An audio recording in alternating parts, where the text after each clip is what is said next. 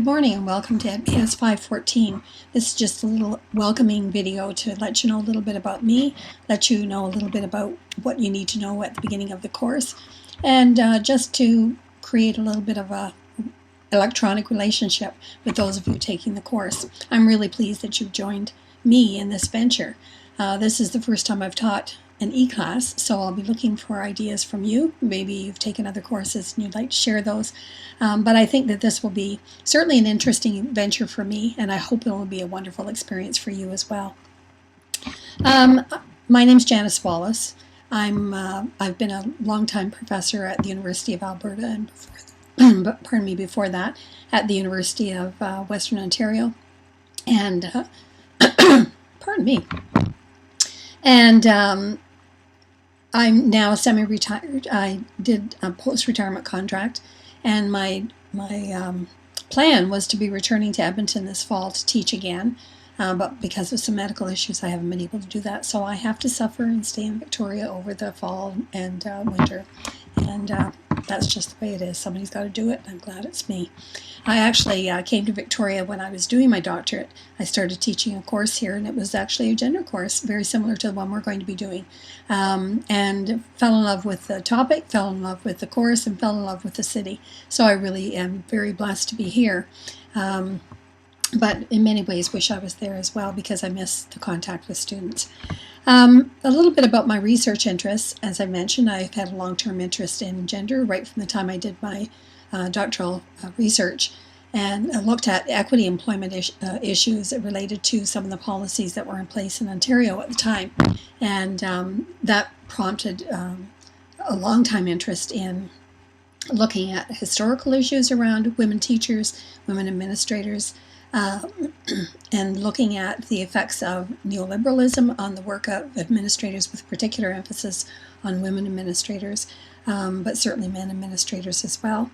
And so over the years I've had the chance to do some really interesting work. My latest venture is working on a book with a colleague at the University of Ottawa and the University of Manitoba, looking at the effects of feminism on education. Has it made a difference in our awareness of gender issues and the ways in which we approach curriculum and so on.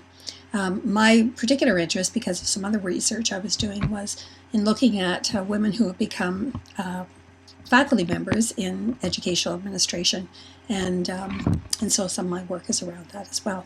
Anyway, enough about me. What I would like to talk to you about this morning is, or whatever time you happen to be watching this, is a little bit about e-class. First of all, some of you will be very familiar with many of the advantages and opportunities that e-class offers, and so that's fantastic. For some of you this will be new, and I just wanted to point out to you that in the first block on e-class, when you've had a chance to open it up, you'll find a link to a website that is produced by the Center for Teaching and Learning, and they have all kinds of resources for those who are new to e-class. So it's your first resource.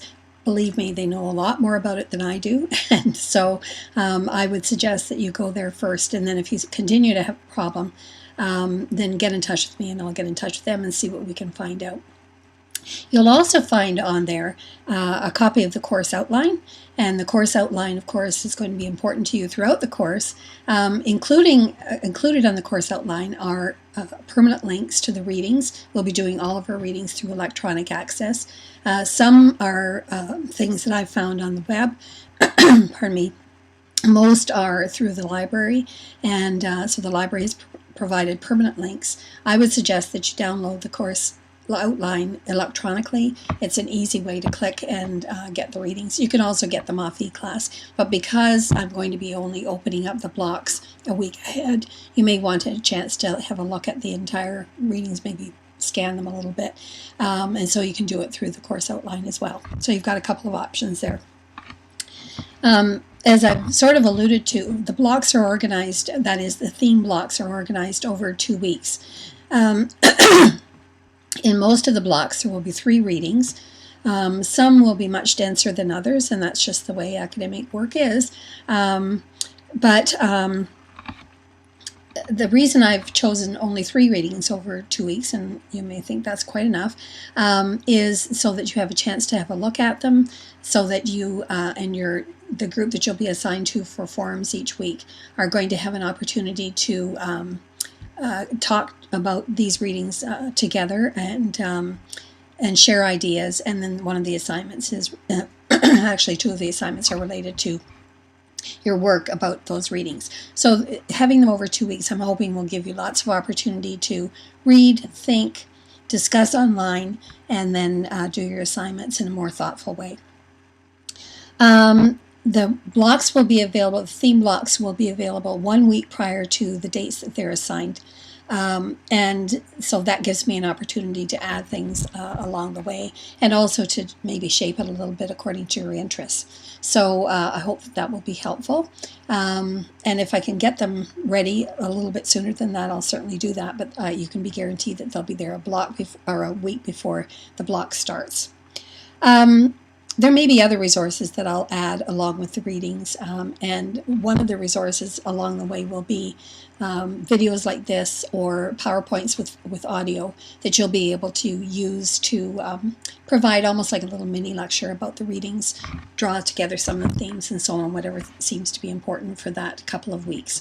So hopefully those resources will be helpful as well. And if there's anything else that you think is helpful, that you come across and you think the group would benefit from it, you found something on YouTube or whatever, let me know and we can keep adding so that we have a real resource that you'll be able to use over time. The general description of the assignments are in the course outline, and they will be available to you in much greater detail on eClass very soon, I hope within a week. The reason I'm holding back a little bit is because I'm not quite sure what our numbers are going to be like, and some of them will depend a little bit on numbers.